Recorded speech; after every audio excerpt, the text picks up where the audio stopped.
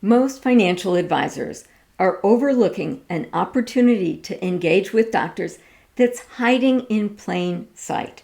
In fact, some of your physician clients may be experiencing it right now and you don't even know it. Today, I want to talk about lawsuits, not because I want to teach malpractice law. I want to help you understand physician psychology. If we've not met, I'm Dr. Vicki Racker, a retired surgeon who has spent the past 15 years helping financial advisors attract, engage, and serve more doctor clients. As a surgeon, I've seen malpractice litigation from both sides. I've been sued, and later in my career, I served as a medical expert in malpractice cases. What I've learned is that lawsuits are not merely legal events, they're safety events. And understanding that may help you become one of the few advisors physicians truly trust. At this point, you might be thinking, but Dr. Vicki, my physician clients tell me everything. So if one of my physician clients was being sued, surely I would know. Well, maybe, but maybe not, and here's why.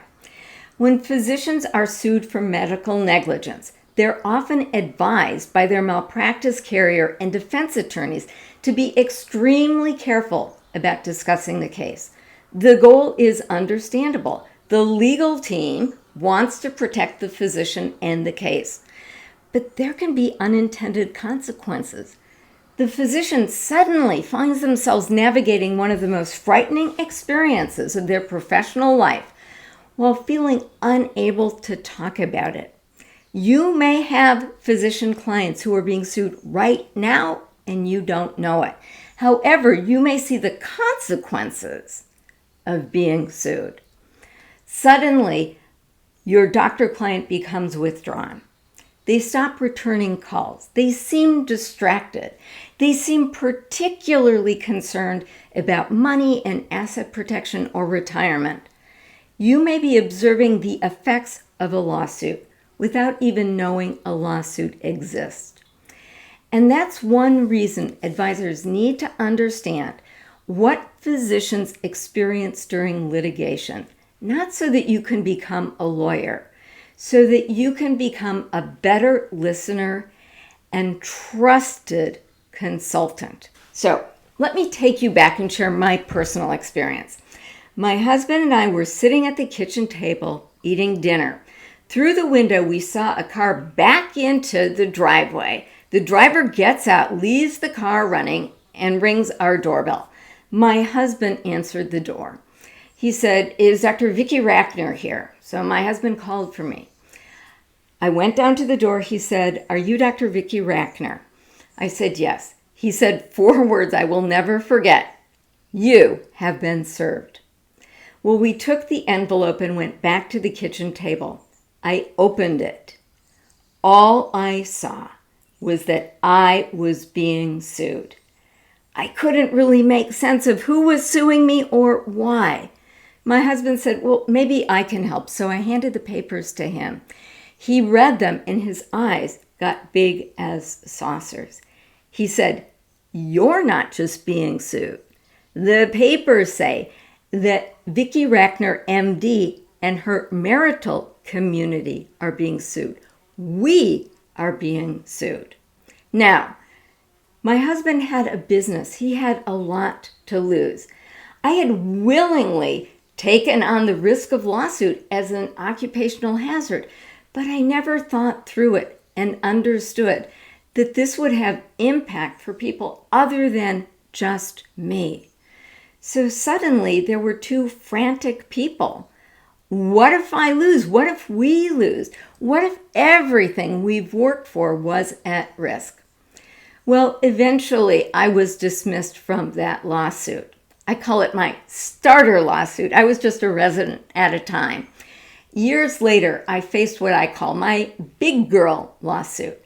I was running my own practice, and one of my patients sued me.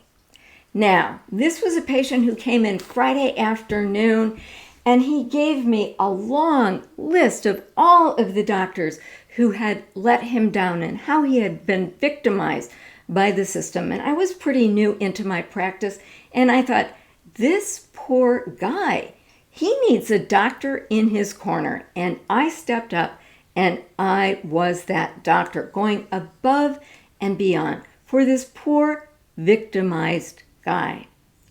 What I didn't really understand was that somebody who shows you who they are, who has a naughty list, is eventually going to put you on that naughty list. But I didn't know that at the time. So I went ahead and treated him. The case was crazy. I'm not going to go into the details. This patient hired and fired 3 different lawyers. So this case dragged on for 3 years. Finally, the case went to arbitration. This guy was representing himself. So we walked out of arbitration knowing that I had prevailed. I won. I didn't have to pay him anything. There was going to be no black mark in the National Practitioner Database. There was no joy in Mudville. And my lawyer looked over at me, and he could read exactly what was going on. He said something I'll never forget. He said, even when you win, you lose in medical litigation. Even though I won, that lawsuit changed me. It affected how I view patients. It affected how I view risk. And it affected how safe I felt practicing medicine. I have a good friend from medical school who actually left medicine after a brutal lawsuit in which she maintained the standard of care. So before we go further in this conversation, let's talk briefly about how medical malpractice lawsuits work. Many people think that a bad outcome equals malpractice. It doesn't. A malpractice lawsuit generally requires 4 elements. There's a duty of the doctor to maintain the standard of care. There is a breach of the standard of care. There is harm, and there is a direct connection between the breach of the standard of care and the harm. So the plaintiff must prove that the harm was caused by the negligence. That's important because one of the biggest lessons I learned both as a defendant and as an expert witness is this. Being sued does not mean you're a bad doctor. I had to remind myself of that over and over again. Good doctors get sued. Excellent doctors get sued. Caring doctors get sued. Now, here's something else advisors should understand. Malpractice is not the only source of liability physicians face. Sometimes I felt like I had a target on my back that said, sue me. So when doctors think about being sued, they think about malpractice, but you should think about liability. Employment claims, business disputes, automobile liability, premises liability, cybersecurity breaches, partnership conflicts. Many physicians spend years preparing for the lawsuits they fear and almost no time preparing for the lawsuits they never see coming. Like the dermatologist who is still practicing medicine in his 70s. He had complete financial security. He wasn't working because he had to. He was working because he wanted to. Well, one day he sent his office manager out to get sandwiches for the crew. Well, unfortunately, that office manager was involved in a devastating car accident. Now, everyone was insured. Still, the other family got a consult with a lawyer. The lawyer figured out that that woman was actually running an office errand, and the dermatologist was now named. And he lost everything. Now he was practicing medicine because he had to. Okay, well, why do patients sue? The classic research identified 4 common reasons. Patients want an explanation, accountability, compensation, and reassurance that the same thing won't happen. Notice what's missing. Patients don't begin with, I want money. They begin with, I want to know what happened. One of the most meaningful experiences I had as a medical expert taught me something I'll never forget about why patients sued. I was asked to review the records of a woman with advanced gallbladder cancer. She was dying. She believed that there was a delay in diagnosis. Had only the gallbladder cancer been diagnosed earlier, she would be treatable. I looked carefully through the records. There was no violation of the standard of care. This is one of those unfortunate circumstances where every doctor can do everything right and things don't turn out the way we hoped or expected. I communicated this to the lawyer. The lawyer called his client and called me back. He said, "She is crestfallen." She said, "Now I'll never be able to tell my story and get a doctor to listen." So I made an unusual offer. I offered to come in with my surgical atlas and my anatomy books, and most importantly, my listening ears, to witness her story and explain to her what happened. We went through this whole process. And at the end, she said something that I will never forget. She said, "Thank you. Now I can die in peace." Now, if you, as a financial advisor, are starting to feel a little anxious, it may well be that you are seeing your own vulnerability to your clients filing complaints.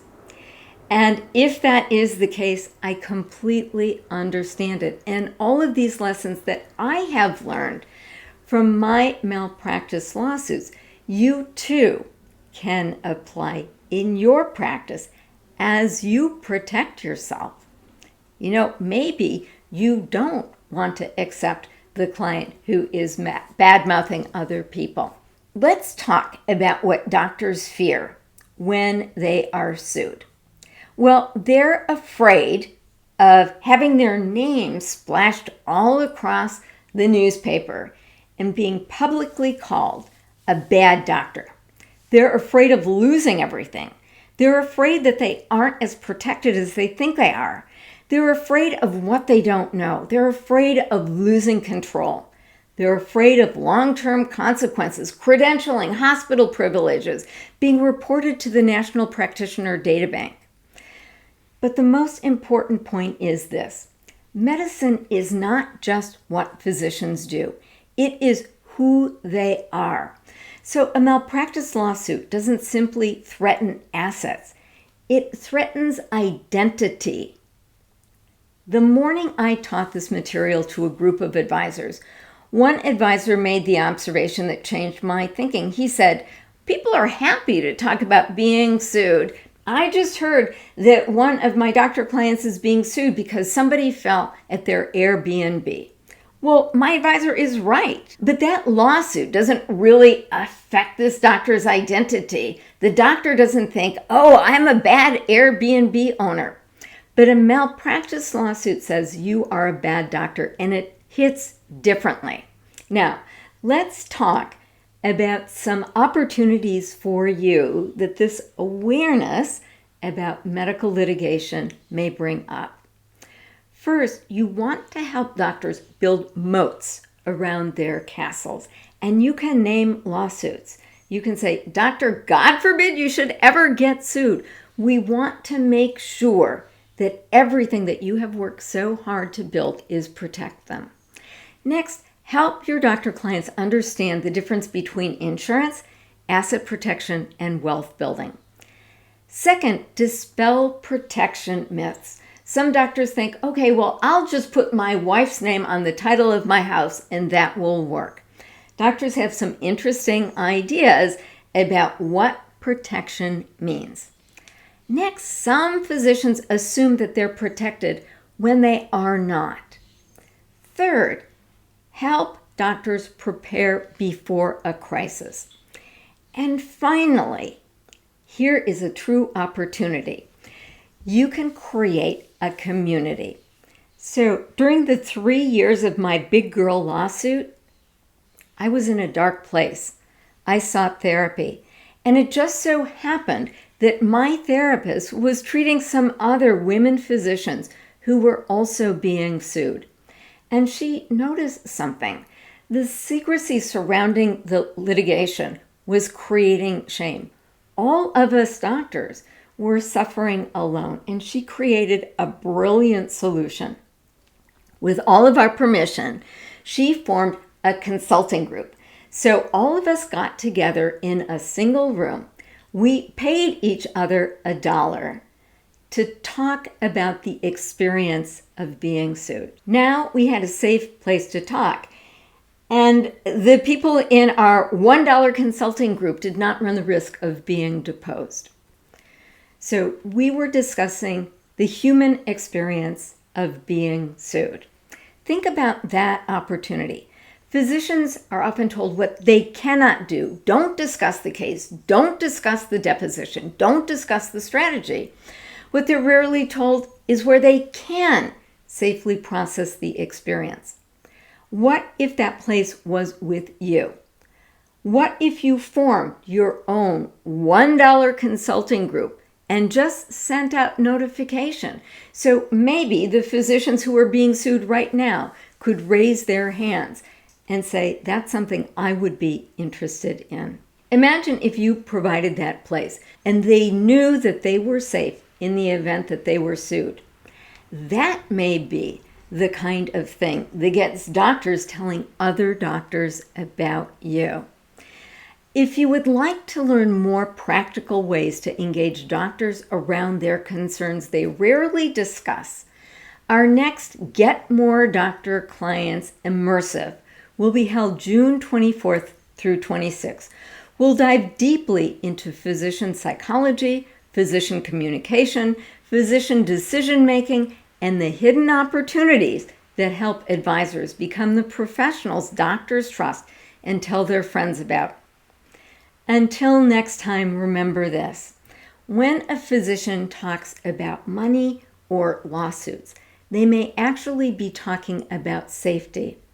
And sometimes the most valuable thing an advisor can provide isn't financial advice. It's a safe place for physicians to stop carrying the burden alone. So click down below if you want to learn more about the Get More Doctor Client Immersive. If you found value in this video, I've got more. Click here to get access to more videos about how to successfully attract, engage, and serve more doctor clients. I'll see you on the other side.